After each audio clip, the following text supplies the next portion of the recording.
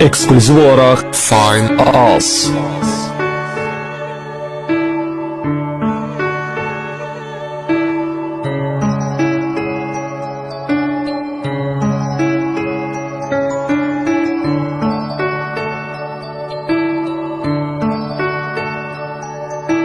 Bu derdimi ben de kimlere danışım, yar gedrimi sen bilenecen alışım. Bu derdimi ben sana nece danışım, teki xoşbəxt olsan mən də onunla barışım. Gözlerim danışanda, yüreğim alışanda, sen hardaydın belə dert qəmə qarışanda.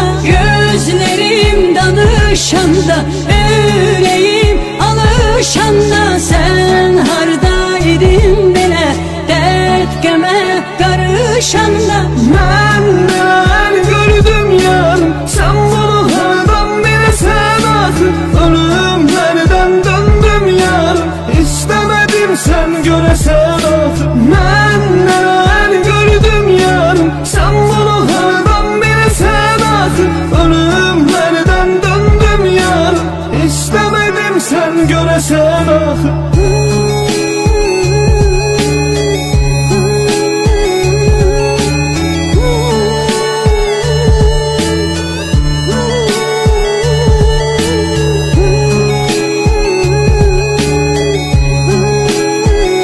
DJ Gözəlov Production təqdim edir. Bu derdimi mən de kimlere danışım, yar gedrimi sen bilenecen alışım. Bu derdimi mən sənə necə danışım, teki xoşbəxt olsan mən də onunla barışım. Gözlerim danışanda, yüreğim alışanda, sen hardaydın belə dert qəmə qarışanda. Gözlerim danışanda, yüreğim alışanda, sen hardaydın belə dert qəmə qarışanda. Mən nələr gördüm yarım, sən bunu hardan bilirsən axı. Ölümlərdən döndüm yarım, İstəmədim sən görəsən axı. Mən nələr gördüm yarım, sən bunu hardan bilirsən axı.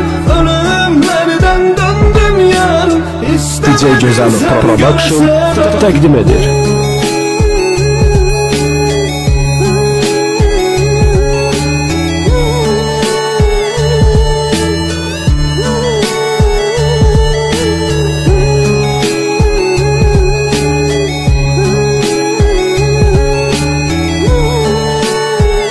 Ekskluziv olarak Fine As.